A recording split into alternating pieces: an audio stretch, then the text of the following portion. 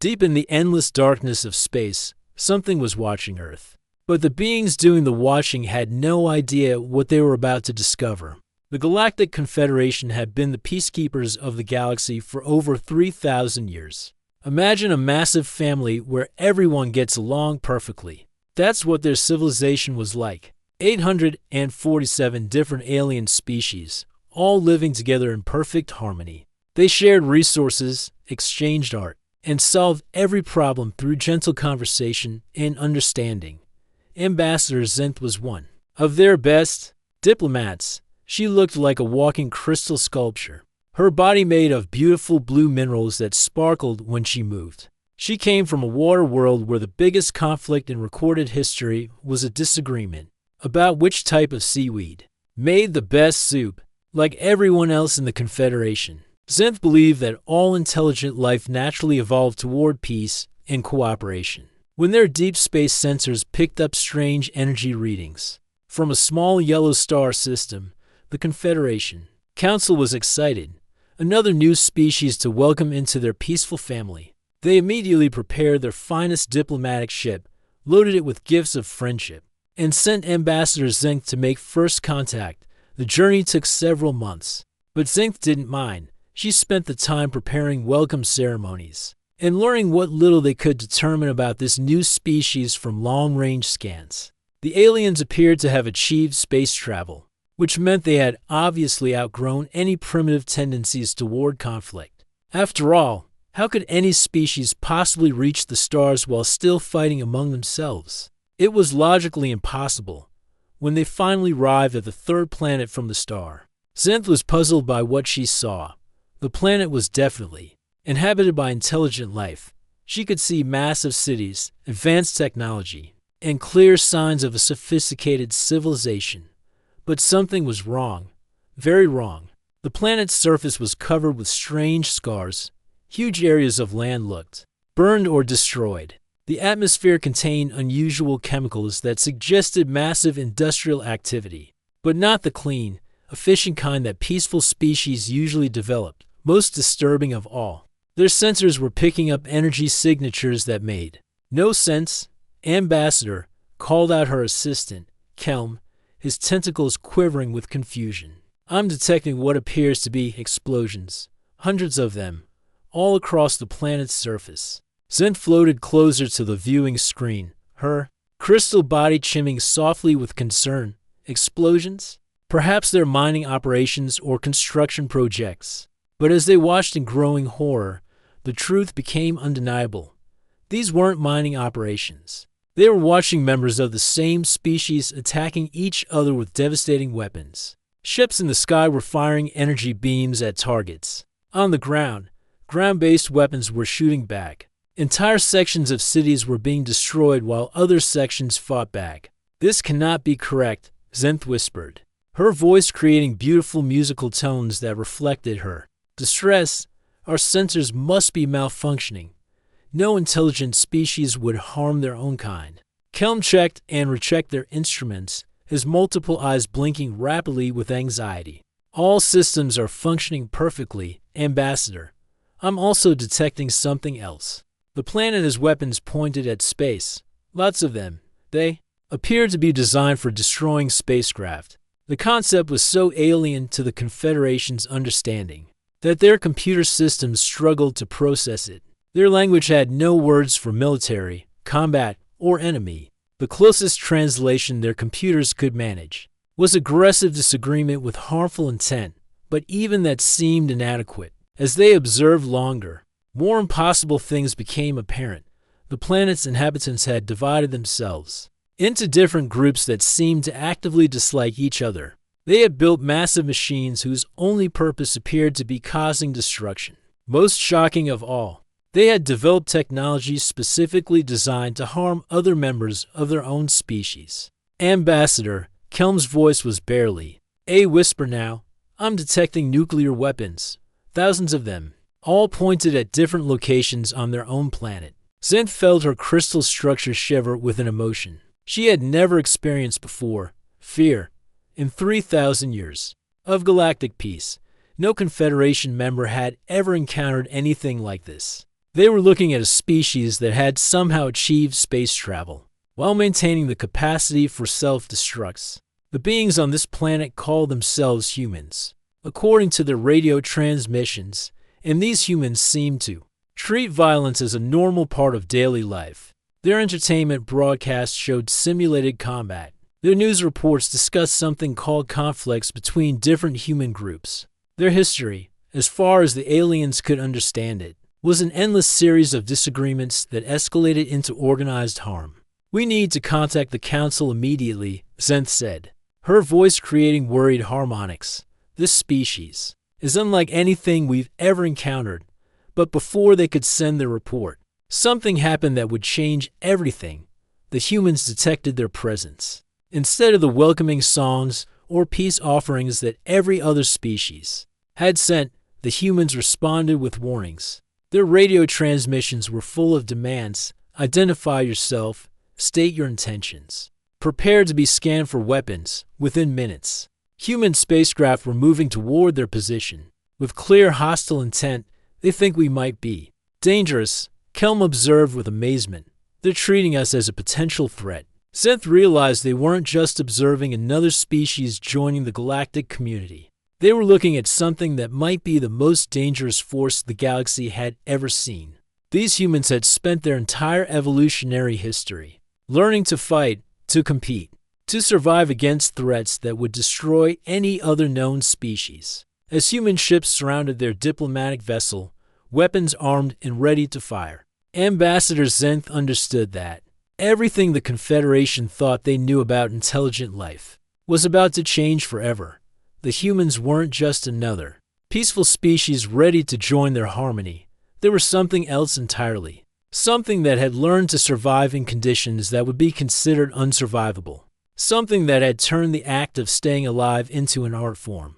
And now, for the first time in galactic history, the Confederation was face to face with beings who had never learned that violence was wrong.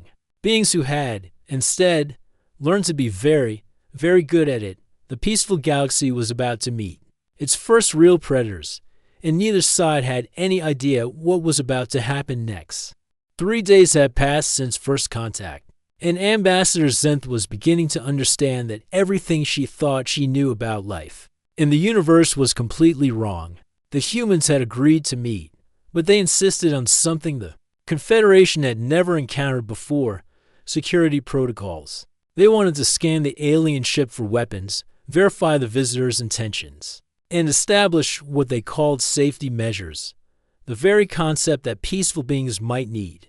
Protection from other peaceful beings was so foreign that the Confederation's computers kept crashing trying to translate it. But what really shocked Zenth was when the human delegation insisted on detailed environmental scans. Before any face-to-face meeting, Dr. River Chen, the human representative, had politely explained that they needed to ensure the meeting would be safe for both species. Safe?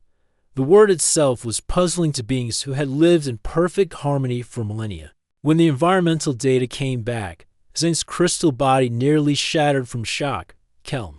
She whispered to her assistant, "Look at these readings. This planet, it's impossible." Earth's gravity was almost 3 times stronger than what most Confederation species considered habitable. The atmospheric pressure would literally crush beings from dozens of member worlds. The oxygen concentration was so high it would be toxic to over half the known galaxy. But somehow, humans had not just survived in these conditions, they had thrived. Ambassador Kelm's tentacles were wrapped tightly around himself in distress. "I'm reading something even more disturbing. The entire planet appears to be covered with creatures that consume other creatures for survival." Zenth studied the biological scans in growing horror. On every Confederation world, life had evolved through cooperation and symbiosis. Plants and animals worked together, sharing resources and helping each other survive. But Earth was different. Earth was a planet where living things actively hunted other living things to stay alive. The scan showed massive predators with razor-sharp teeth, venomous creatures that could end life with a single bite, and worst of all, plants that actually captured and consumed animals. The entire ecosystem was based on the concept of one life form ending another life form's existence for food. How did anything survive long enough to become intelligent? Kelm wondered aloud. The answer came when they studied human biology itself. What they discovered defied everything they understood. About evolution, humans were built like living weapons. Their bones were dense enough to withstand impacts that would shatter most alien skeletons. Their muscles could generate force levels that would be considered superhuman by galactic standards. They had redundant organs, meaning they could literally lose parts of their internal systems and continue functioning. Their blood could clot to seal wounds that would be fatal to other species. Most terrifying of all, humans had something called an immune system, an internal army that constantly fought invisible invaders, trying to harm their bodies. The very concept that survival required constant internal battle was completely alien to the Confederation. When Dr. Chen finally arrived for the meeting, Zinth was amazed by what she witnessed. The human walked casually in gravity that would have pinned most aliens to the ground. She breathed the toxic atmosphere as if it were perfectly normal. Her body temperature was so high it would trigger emergency cooling protocols for half the Confederation's members. "Welcome to our solar system," Dr. Chen said with a friendly smile, completely unaware of how terrifying she appeared to the aliens. "I hope your journey wasn't too difficult." During their conversation, Dr. Chen casually mentioned surviving something called a car accident the previous year. When Zenth asked for details, the description made her crystal structure ring with alarm. The human had been inside a metal vehicle traveling at incredible speeds. When it suddenly stopped by crashing into an immovable object, the forces involved were equivalent to a small spacecraft impact. Yet Dr. Chen had walked away with what she called minor injuries. "You survived a high-velocity collision?" Zenth asked in amazement. "Oh, that was nothing." Dr. Chen laughed, taking a sip of something called coffee.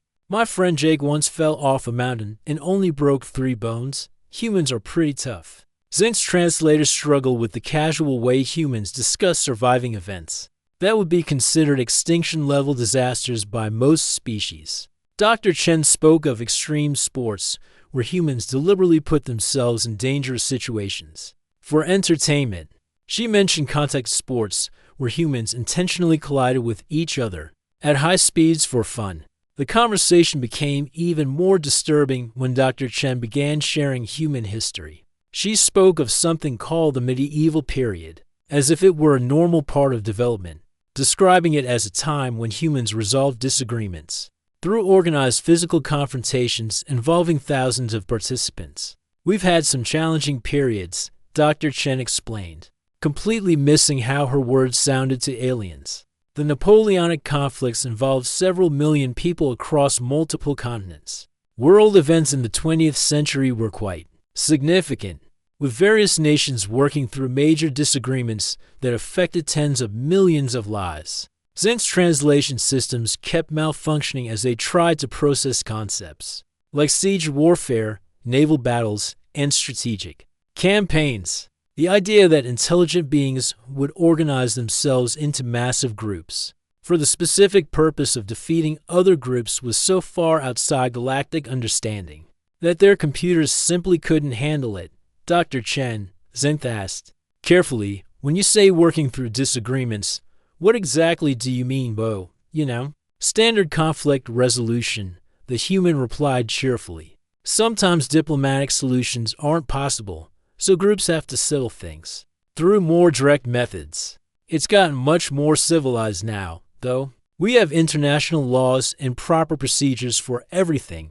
As the conversation continued, Zenth realized that humans didn't just come from a dangerous planet.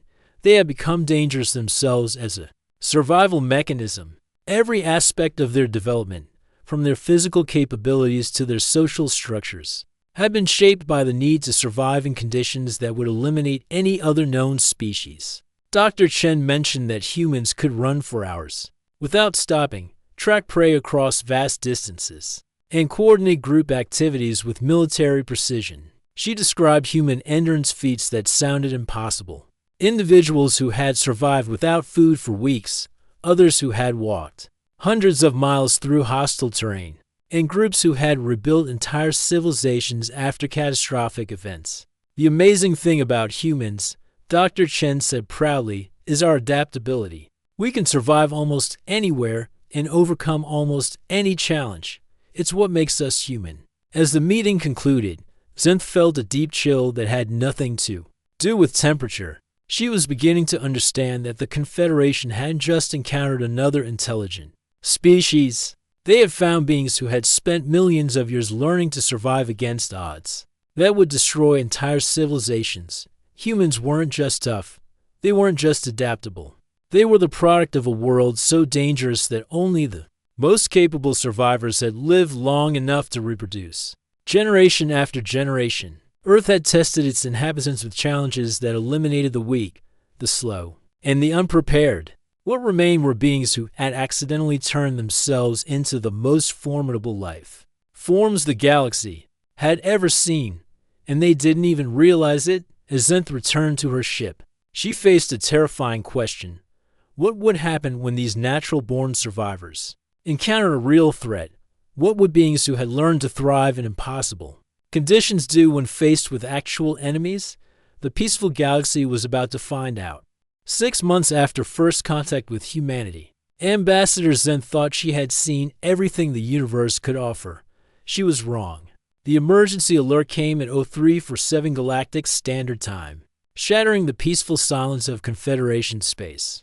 Zeng's crystal body immediately began resonating with alarm frequencies as the urgent message played across every communication channel in the galaxy. All vessels, all stations, all worlds. Came the panicked voice of Controller Vex from the Outer Rim monitoring station. We have an unknown threat. Repeat, unknown threat. The Kepler system. It's gone. Gone. Zen floated quickly to her communication console, her crystalline form chiming with worry. Star systems didn't just disappear. There had to be some mistake. But the data streaming in from the Outer Rim told a story that no one in the Confederation was prepared to hear. The Kepler system, home to 2.3 billion peaceful beings across four inhabited worlds, had simply vanished. Where once there had been a thriving star system, now there was only empty space and scattered debris. Within hours, more reports came flooding in. The Arcturus colonies gone. The beautiful garden worlds of the Vega system, consumed. Something was moving through the galaxy, systematically destroying everything in its path. And it was heading toward the galactic core where most of the Confederation's population lived. The thing that was destroying entire civilizations called itself the Collective. From what little intelligence they could gather, it appeared to be some sort of mechanical intelligence that consumed entire worlds to fuel its expansion. Their technology was centuries ahead of anything the Confederation possessed, and their purpose seemed to be the complete absorption of all matter and energy they encountered. Council Leader Morteth Zenth addressed the emergency session. We must respond to this threat. What are our options? The Council Leader, a wise being who looked like a floating jellyfish made of light, pulsed thoughtfully. Ambassador Zenth, in 3,000 years of peace, we have never faced anything like this. Our response protocols are designed for diplomatic resolution.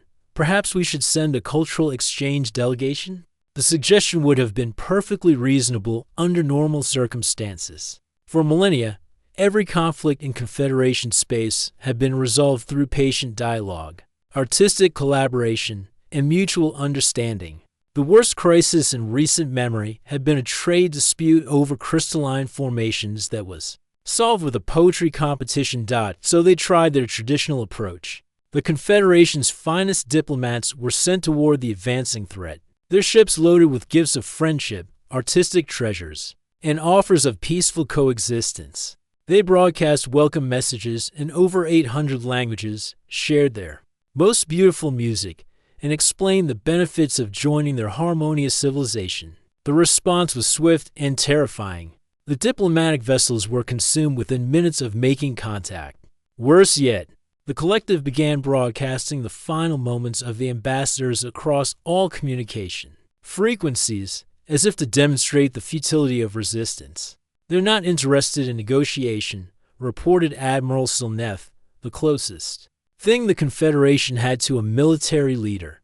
Her species looked like walking trees, and she had spent her entire career managing asteroid mining operations and space traffic control. Our most advanced vessels can't even damage their outer hulls, as system after system fell to the collective. Something unprecedented happened in the Confederation. For the first time in recorded galactic history, billions of peaceful beings faced the possibility of complete extinction. Their ships were designed for exploration and research, not combat. Their people had no experience with conflict.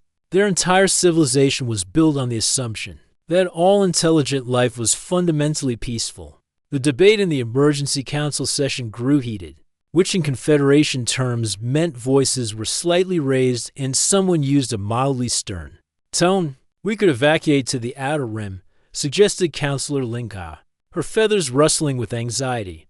"The collective is moving too fast," replied another member. "They'll reach us before we can relocate our population. Perhaps we could hide our worlds somehow. With what technology, they can consume entire star systems." As the discussion continued, Zinth found herself thinking about something Dr.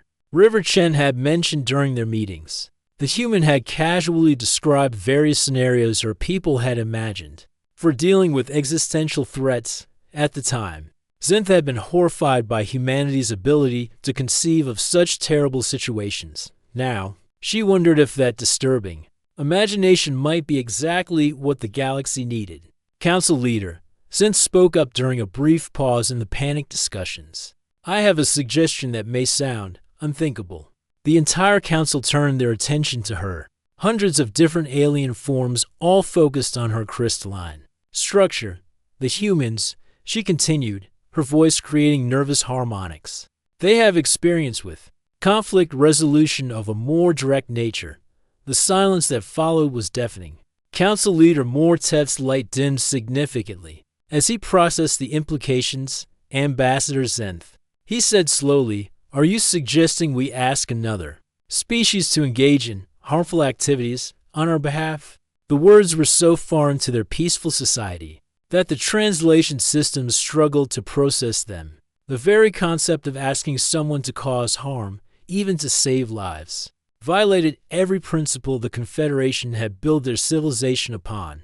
"I know how it sounds," Zinth replied, her crystal body dimming with the weight of what she was proposing. "But these humans have spent their entire evolutionary history preparing for exactly this kind of situation.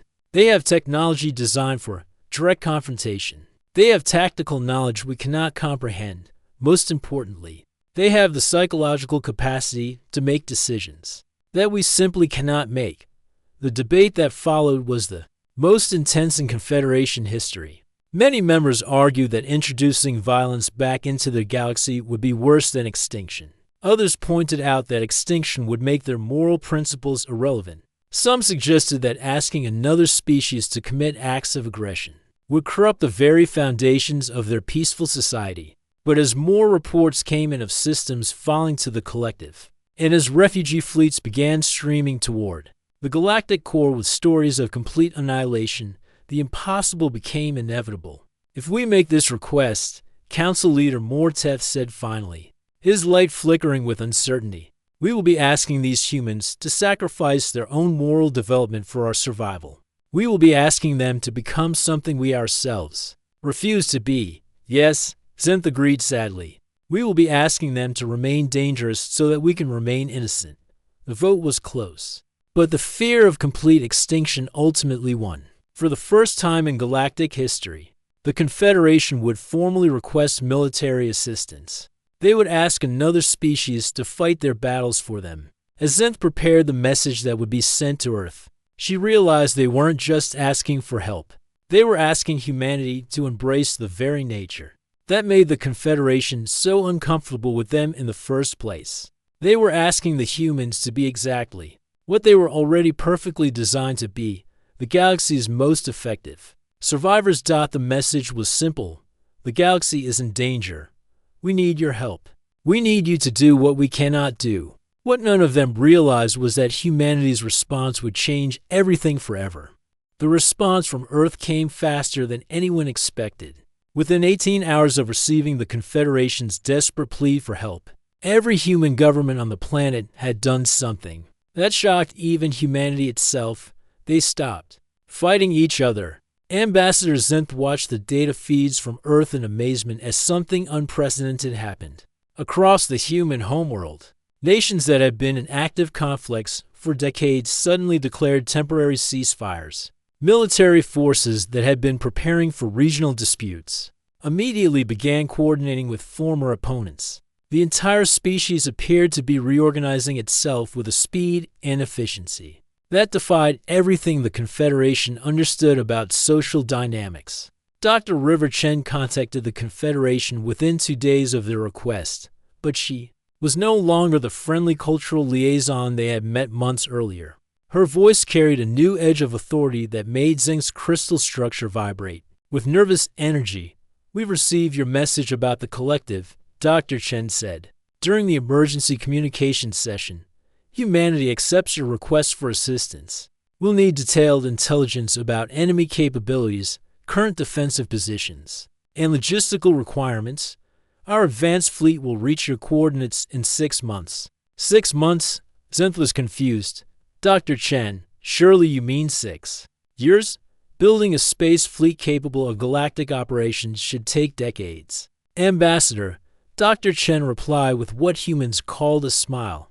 But this one seemed different somehow. "We've been accidentally preparing for this moment our entire history. Every simulation game our children play, every action movie we watch, every military exercise we conduct, we've been training for galactic conflict. Without even realizing it, we just needed to scale up our existing capabilities. What happened next would forever change how the galaxy understood human civilization." Within weeks, Earth's surface transformed in ways that terrified the alien observers. Manufacturing facilities that had been producing civilian goods suddenly began creating weapons systems. Research centers that had been developing medical technology started working on tactical applications. Most disturbing of all, humans began volunteering for something they called military service in numbers that overwhelmed their own recruitment systems. "Kelm," Zeng said to her assistant as they watched the transformation feeds, "look at these production statistics. They're building an entire space fleet from scratch in less than a year." "That's impossible, Ambassador," Kelm replied, his tentacles wrapped tightly with anxiety. "Even our most advanced shipyards take 5 years to build a single exploration vessel." But the humans weren't building exploration vessels. They were creating something the galaxy had never seen before. Ships designed specifically for combat. Each vessel bristled with defensive systems, redundant power cores, and weapons that made Confederation scientists' computational matrices overflow with alarm. The tactical briefings Dr. Chen shared with the Confederation leadership revealed the true scope of human preparedness. Humanity had detailed strategic plans for fighting mechanical intelligences, hive minds, energy beings, and dozens of other theoretical threats. They had simulation programs that modeled space combat scenarios, resource allocation systems for extended conflicts, and command structures designed to coordinate millions of individuals across vast distances. "How do you have plans for fighting enemies you've never encountered?" Admiral Silneth asked during one of the joint planning sessions. "Because humans love imagining worst-case scenarios," explained General Kai Morrison, the human military coordinator.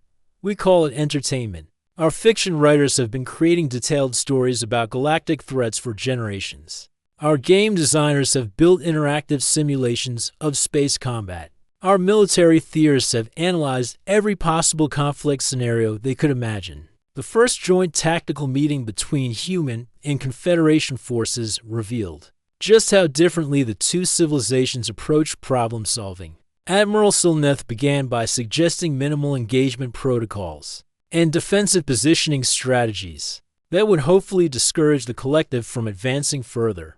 General Morrison responded by presenting something called total engagement doctrine that involved targeting enemy supply lines, disrupting their communication networks, and systematically eliminating their production capabilities.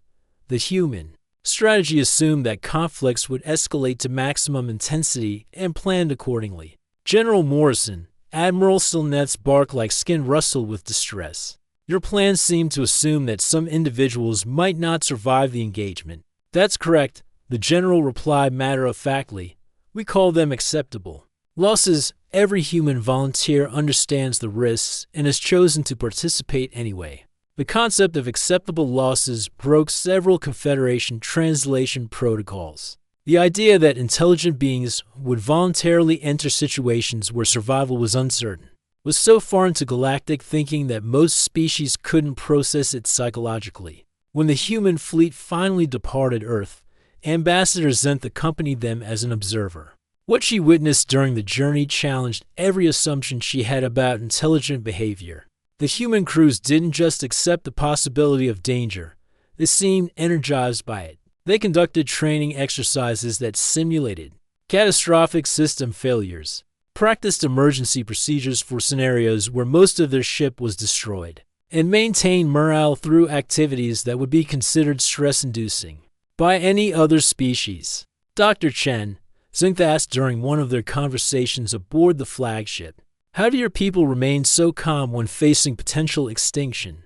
"We're not calm," Dr. Chen replied with that strange human expression they called laughter. "We're terrified, but fear is just another challenge to overcome. Humans have always done our best work when we're scared and fighting for something important." The first engagement with the collective happened in the Rigel system, where human forces encountered the mechanical invaders for the first time. Zenth watched from the command bridge as something unprecedented unfolded before her sensors. The collective had been advancing through galaxy with the same tactics for centuries. Overwhelming technological superiority and the assumption that organic life would either surrender or be easily destroyed. They had never encountered an enemy that actually fought back with coordinated strategy and adaptive tactics. Human ships moved in patterns that confused the collective's computational systems. Instead of the predictable defensive formations they faced enemies that used techniques with names like flanking maneuvers, feigned attacks, and tactical retreats. Most disturbing to the mechanical minds, humans seemed to anticipate enemy responses and prepare countermeasures in advance. "General Morrison," Zenth observed with amazement, "your forces appear to be learning and adapting faster than the collective." "Can respond? That's the plan," Morrison replied. His attention focused on multiple tactical displays. "The advantage of fighting mechanical minds is that they're predictable. Once you understand their patterns, humans have been studying adaptive strategies for millennia.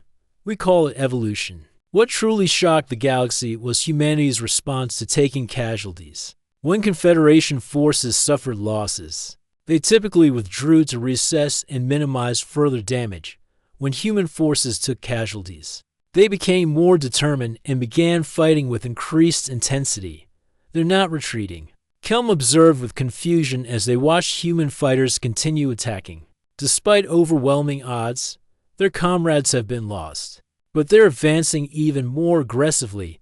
It's called honor," Dr. Chen explained quietly. "Humans don't abandon their fallen friends, and we don't let their sacrifice be meaningless. Every loss makes us more committed to winning." The tide of the engagement turned when human forces demonstrated their most terrifying capability.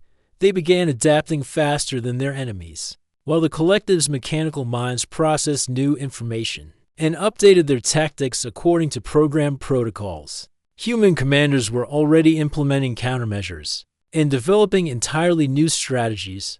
Within weeks of first contact with the collective, human engineers were reverse engineering captured technology and incorporating it into their own systems. Human tacticians were identifying weaknesses in enemy formations and developing specialized attack patterns to exploit them. Most remarkably, individual human soldiers were making split-second decisions that saved entire operations, often by choosing to take personal risks that ensured mission success. As Zenth watched the first major human victory unfold, she realized something that both amazed and terrified her. Humanity wasn't just fighting the collective. They were getting better at fighting while they were doing it. The galaxy was witnessing what happened when evolution's most successful survivors encountered a real threat, and the collective was about to learn why the universe had spent millions of years preparing Earth's children for exactly this moment. 2 years after humanity joined the galactic conflict, Ambassador Zent stood on the observation deck of the human flagship, watching something she never thought she would see. The collective's final stronghold burning in the darkness of space. The mechanical invaders who had consumed 17 star systems and threatened the entire galaxy were finally defeated. Their massive fortress ships lay broken and silent, their computational networks permanently shut down. The threat that had nearly destroyed galactic civilization was over. But as Zenth looked around at the human crew celebrating their victory, she realized that winning had come at a cost that still made her crystal structure ache with sorrow. The numbers were staggering by galactic standards. Nearly 2 million humans had volunteered to leave their home planet and fight in a conflict that wasn't originally theirs. Of those brave souls, almost 400,000 would never return to Earth. Entire human colonies had been evacuated or lost during the campaign. Space stations that had taken decades to build were reduced to floating debris for any other species in the Confederation. Such losses would have been considered a catastrophic disaster requiring generations to recover from. For humanity, General Morrison had quietly noted in his final report that casualties were within acceptable parameters for a major engagement. Dr. Chen Zenth approached the human diplomat who had become her closest friend during the long conflict. How can your people remain so calm about these losses? Dr. Chen, now showing gray streaks in her hair from the stress of coordinating a galaxy-wide military campaign, smiled that peculiar human expression that somehow conveyed both sadness and determination. Because we understand what the alternative would have been, she replied, looking out at the stars. If we hadn't fought, the collective would have eventually consumed every living being in the galaxy. Our losses, as painful as they are, prevented billions of other beings from suffering the same fate. What amazed Zenth most was how the galaxy itself had changed during the conflict. Species that had lived in perfect peace for millennia were now discussing concepts like defensive strategies and security protocols. Trade routes had been reorganized around what humans called strategic considerations rather than simple economic efficiency. The Confederation Council, once focused entirely on cultural exchanges and artistic collaboration, now maintained what they carefully termed protective services coordination. They still refused to use words like military or defense force, but everyone understood that the galaxy could never again afford to be completely helpless. The interesting thing, Dr. Chen observed during one of their conversations, is that the galaxy is actually more peaceful now than it was before the collective arrived. Zeng's crystal chimes rang with confusion. How can that be possible? We've introduced concepts of conflict management and strategic planning that never existed before. Exactly, Dr. Chen nodded. Peace isn't just the absence of conflict. Real peace comes from having the ability to protect what you value. Before the collective, your peace existed only because you'd never been tested. Now your peace exists because you're prepared to defend it. But the greatest change wasn't in the Confederation's new security awareness. It was in humanity itself. Earth had transformed during the galactic conflict in ways that would affect human development. For generations, entire human industries had been converted to support the space-based military campaign. Young people who should have been developing art, science, and culture had instead spent their formative years learning tactical coordination and resource management. Most significantly, humanity had voluntarily limited their own technological and social advancement to focus on protecting other species, while they could have used their newfound galactic resources to improve life on Earth. They had instead chosen to establish permanent monitoring stations throughout Confederation space. Dr. Chen, Zenth asked during one of their final meetings, what will happen to humanity now? Your people have sacrificed so much for beings they barely knew. We'll adapt, Dr. Chen replied with that uniquely human confidence. It's what we do best. But we've also learned something important about ourselves during this conflict. What's that? We discovered that humans are happiest when we're protecting something bigger than ourselves. Fighting the collective wasn't just about survival. It was about preserving something beautiful that we wanted to be part of. As the human fleets began their journey back toward Earth, Zenth reflected on the profound changes that had occurred throughout the galaxy. The Confederation had learned that peace required strength to maintain it. Humanity had learned that their greatest fulfillment came from using their dangerous capabilities to protect, rather than to conquer. But perhaps the most important change was in the relationship between the species themselves. The Confederation formally established what they call the Galactic Protection Service, with humanity taking on the role of primary coordinators. It wasn't conquest or domination. It was a partnership where humans provided the capabilities for defense, while the Confederation provided the wisdom for knowing what was worth defending. Human ships now patrolled the outer rim of galactic space, crewed by volunteers who had chosen to spend their lives watching for threats that might never come. They maintained bases on distant worlds, far from the beauty and comfort of their home planet, because someone needed to stand guard while others lived in peace. The remarkable thing about your species, Zinc told Dr. Chen as they prepared to part ways, is that you've chosen to remain dangerous so that the rest of us can remain innocent. Someone has to do it, Dr. Chen replied simply and honestly. We're probably the best qualified for the job. 5 years after first contact, Ambassador Zenth visited Earth to see how humanity was rebuilding after their galactic service. What she found surprised her. Earth looked remarkably similar to how she had first seen it, still marked by industry, still showing signs of the competitive energy that had initially shocked her. Humans were still pushing themselves to overcome challenges, still testing their limits, still maintaining that edge of capability that had made them such effective protectors. But there was something different now. The competitive energy was directed outward, toward the stars and the responsibility they had accepted. Human children grew up knowing that their planet's greatest contribution to the galaxy wasn't just their technology or their courage, but their willingness to bear the burden of protecting billions of beings who preferred to live without that burden themselves. Dr. Chen, Zenth asked during her visit, do you ever regret that humanity couldn't have developed into a peaceful species? Like the rest of us, Dr. Chen looked up at the night sky, where human patrol ships could occasionally be seen as moving points of light among the stars.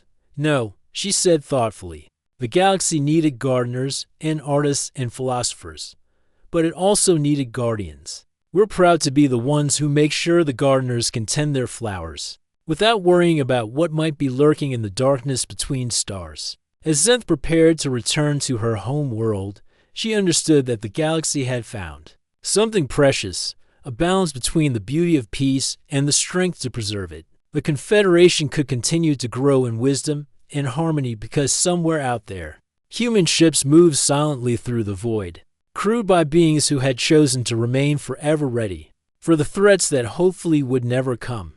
The galaxy was safe not because there were no more dangers, but because the most dangerous beings in known space had chosen to use their capabilities to protect rather than to conquer. And in that choice, both humanity and the galaxy had found something more valuable than peace or power. They had found purpose.